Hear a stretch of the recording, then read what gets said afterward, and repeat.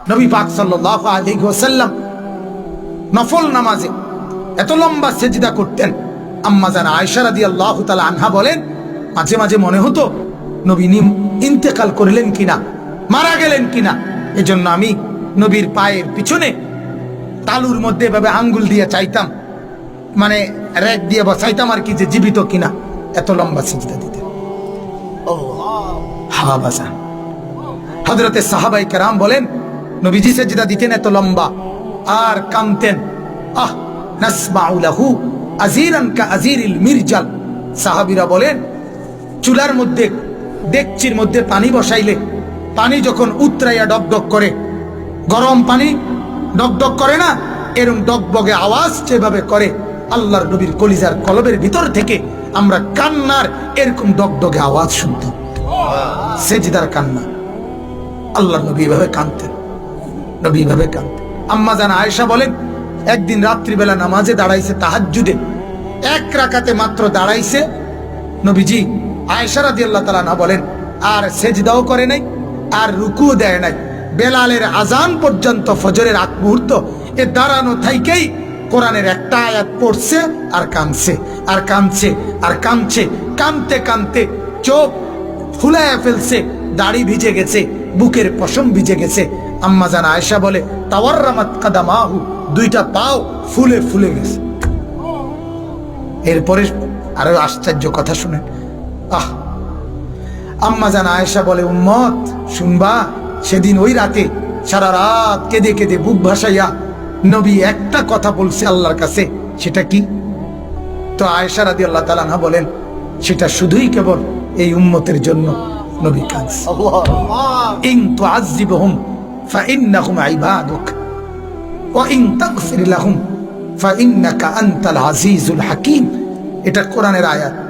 আল্লাহর নবী এক অদ্দুর সারা রাত পড়ছে, আল্লাহরে বলছে, মাওলা আমার উম্মত, আপনি যদি গুনার কারণে আযাব দেন, আপনি দিতে পারবেন। আপনার, আমি বলার কিছু নাই, আপনার বান্দা, আপনি চাইলে যা ইচ্ছা তাই করতে পারেন, আযাব তো দিতে পারেন মাওলা। ওয়া ইন তাগফির লাহুম, নবী বলে, আল্লাহ যদি এই বন্ধুর দিকে তাকাইয়া যদি আমার গুনাহগার উম্মতকে মাফ করে দেন, ফাইন্নাকা আনতাল আজিজ, তাইলে তো আপনি এই ক্ষমতাও রাখেন, আপনাকে তো বলার কেউ নেই। আপনারে বাধা দিবে কে? আপনারে নিষেধ করবে কে? বন্ধুর দিকে তাকাইয়া দেন না মাফ করে। আমরা কিতাবে পড়ছি বাজান, ওই যে একটু আগে বললাম, আল্লাহ পাক যাদেরকে একবারে কাছে বসাবেন তা করে কি বলে, মনে আছে নি? নবীজি বলছে, আনা মিনাল মুকাররাবিন। নবীজি বলছে, ও উম্মত, আল্লাহর ঘনিষ্ঠ জনদের মধ্যে সর্বপ্রথম সবচেয়ে ঘনিষ্ঠ হব আমি মুহাম্মদ। হাসরের ময়দানে মাওলা আমার জন্য, আল্লাহ তার সিংহাসনের পাশে আবার আমার জন্য আসন নির্ধারণ করবেন, বসে বসে আল্লাহর নবীকে আল্লাহ তাআলা বলবেন, বন্ধু এই আসনে বসেন। কিতাবে আছে বাজান, নবীজি সাল্লাল্লাহু আলাইহি ওয়াসাল্লাম, একটু মনোযোগ দিয়ে শুনেন এই কথাটা। আল্লাহর নবী নিজে আইসা নবীর জন্য যে আসন, সিংহাসন হাসরের মাঠে, নবীজি আইসা এটার সামনে এরকম হাত রাখবেন, হাত, কিন্তু বসবেন না। আল্লাহ তাআলা বলবেন, বন্ধু এই আসন তো আপনার জন্য, বন্ধু বসেন না, আপনি বসবেন না। তো আল্লাহর নবী বলবেন, রব্বুল আলামিন আমার জন্য বলাতে তো হাত রাখছি, আমার এটা তো আমি গ্রহণ করছি, আপনি দিয়েছেন বলে, কিন্তু আমি বসবো না মাওলা। আল্লাহ বলবেন, কেন বসবেন না? আল্লাহর নবী বলেন, রব্বুল আলামিন আমি যদি বসে যাই হাসরের এই বিরাট ময়দানে, আমার উম্মতের জন্য দৌড়াবে কে? আমার কোথায় কোন উম্মত গুনার কারণে, নাফরমানির কারণে আটকে যায় কিনা?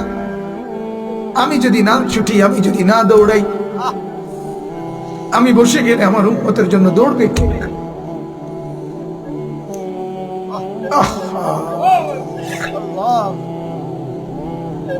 চিনলেন না বাপ? চিনা দরকার ছিল যাকে, চিনলেন না তাকে।